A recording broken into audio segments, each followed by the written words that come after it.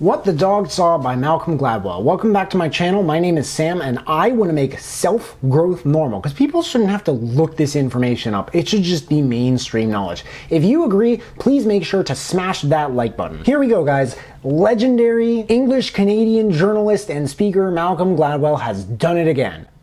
Just kidding, this book has been out for like 12 years. Malcolm Gladwell is definitely one of my favorite authors, partially because he has this way of approaching books with, I guess, the question of like, what is something that everyone experiences or thinks about constantly that no one ever talks about and isn't that controversial? And how can I argue against it with like the hardest facts ever? So he does this, and with an unmatched level of clarity that you just can't find anywhere else. In this book, he tackles the premise of the other mind's problem. It's when you realize that mom and dad, they don't like goldfish, but you do. To realize that other people do not think and are not the same exact person as you, it is one of the great milestones of cognitive development. Other people don't like what you like? What is this? What is it like to be a lawyer or a doctor or a car salesperson? Let's face it, it's very hard. It can be very hard to put yourself in a different person's shoes. Gladwell books, they tend to be some easy practice. I mean, his storytelling ability, it allows him to take ordinary people and make them sound like the greatest thing since powdered milk. I mean, I couldn't help thinking this book was, I guess this isn't that good of a thing. A compilation of chances for him to put his storytelling under a spotlight. More like that than any other book in his bibliography. There's a story about Heinz Ketchup and Howard Moskowitz, a guy who may as well be the Stephen Wozniak of the packaged food industry. And another about Nassim Taleb's investment firm and investing philosophy.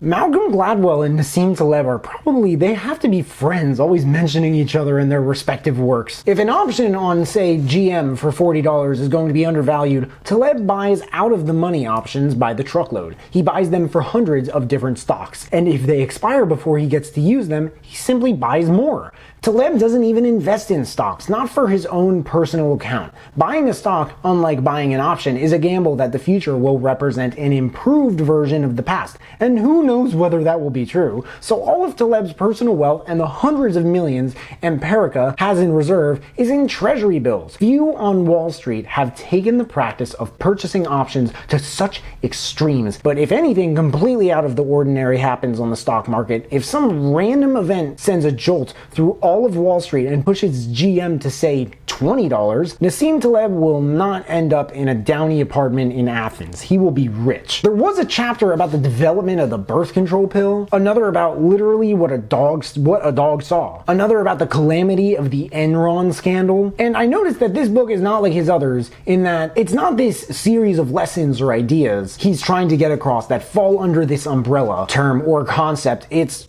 more like it's really just a bunch of stories. Usually the lessons come in terms of stories, but it's like these ones teach the same lesson in their own ways. In a sense, this book was just a huge storytelling flex. Here's a breakdown, for example, of just the beginning of the chapter about Enron. On the afternoon of October 23rd, 2006. So before describing what happens, there's almost this formula of some kind. He'll start with maybe what time of day. Jeffrey Skilling sat at a table at the front of the federal courtroom in Houston, Texas. Then we have who and where. What's next? His attire? He was wearing a navy suit and a tie. There we go. He was 52 years old but looked older. What? Huddled around him were 8 lawyers from his defense team. Okay, so he wasn't the only person there. Like, Gladwell is really unwrapping the details here. One last thing, and this is really odd, but it's impressive. Outside, television satellite trucks were parked up and down the block. Now he's describing what's happening beyond the physical current setting in a way that gives you an idea of how big a deal the whole scene is. Does this make sense? Or do I just sound like some stupid crazy person? Sometimes I feel like I sound like a stupid crazy person in all these videos. What actually happened? Well, that doesn't have anything to do with this video. That's just under the government, I guess. The chapter about Picasso reminded me of really the whole of Mastery by who I would argue is probably tied with Gladwell as like the best storyteller, non-fiction writer in my whole Audible library, Robert Greene, where someone who's widely regarded as the greatest or one of the greatest in his or her field, and its history is talked about in great depth, like the who, when, what, where, how, why, and what happened during life that led to more depth and creation and curiosity and skill and development. I wonder during most of my listening experience why I don't really have that much to say about the book. I mean, I always say in my Gladwell reviews, oh, I mean, it's a Gladwell book. Come on, what else do you expect? It's Gladwell. And I always have plenty to say, but with What the Dog Saw, I just didn't understand what it was. I mean, it's almost like this book just missed the X factor or the impeccable Gladwellian cohesion, or those streams of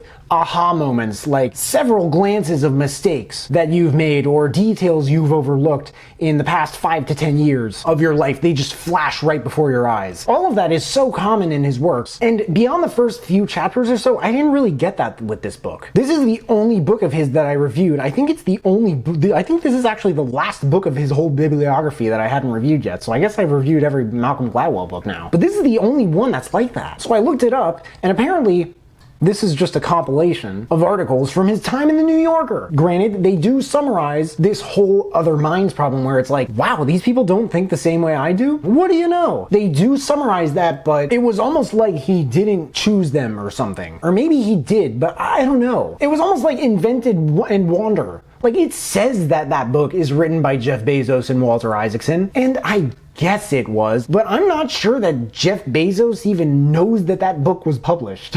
Like, most of that book was literally just 25 years worth of Amazon shareholder letters. Something else is every chapter of What the Dog Saw, it highlights multiple stories. He usually covers in his books one story per chapter, and it plunges into these details. But this one definitely stands out from his others. My least favorite for some time in his bibliography was Talking to Strangers, because his viscera and experimentation beyond the typical change in unorthodox nonfiction subject matter in that book, it was just a little much. And I feel it may have taken away from the magnitude of this X factor we were talking about before. A lot of people love Strangers. I definitely liked it, but to each his or her own. But thankfully, maybe for them, if they like my videos, What the Dog Saw is now at the bottom of my list, which is a bummer because in case I haven't mentioned, it has such a cool name.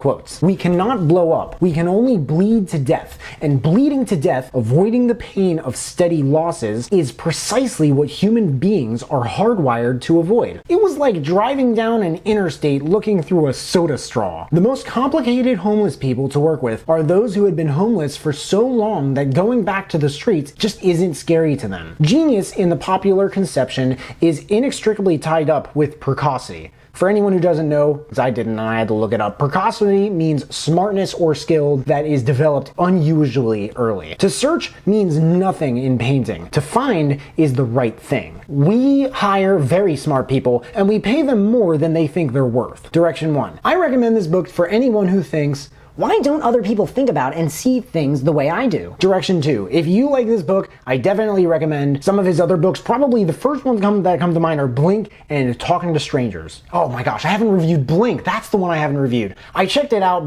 like a couple years before I started reviewing these books, and it was incredible. I just haven't gotten around to reviewing it. Blink because it touches upon how we make decisions and we come to judgments quicker than we think. And Talking to Strangers because it touches upon what we don't know about each other. What the Dog Saw by Malcolm Gladwell. There's a link in the description if you guys want to check it out and read the reviews. That and all the other books that I mentioned in this video, if you want to check those out too. If there are any other books that you guys want me to check out and review, please let me know in the comments below. Also, let me know if you checked out this book and you liked it. But hey, make sure to smash that like button, subscribe if you haven't already, because I don't get why people watch this far into my videos and they don't subscribe. But if you have subscribed and you want to turn it up just a notch and turn on that notification bell to get a notification whenever I drop new videos, that would mean the world to me. Thank you guys so much for watching. I really appreciate it. You can find me everywhere, and I will see you then.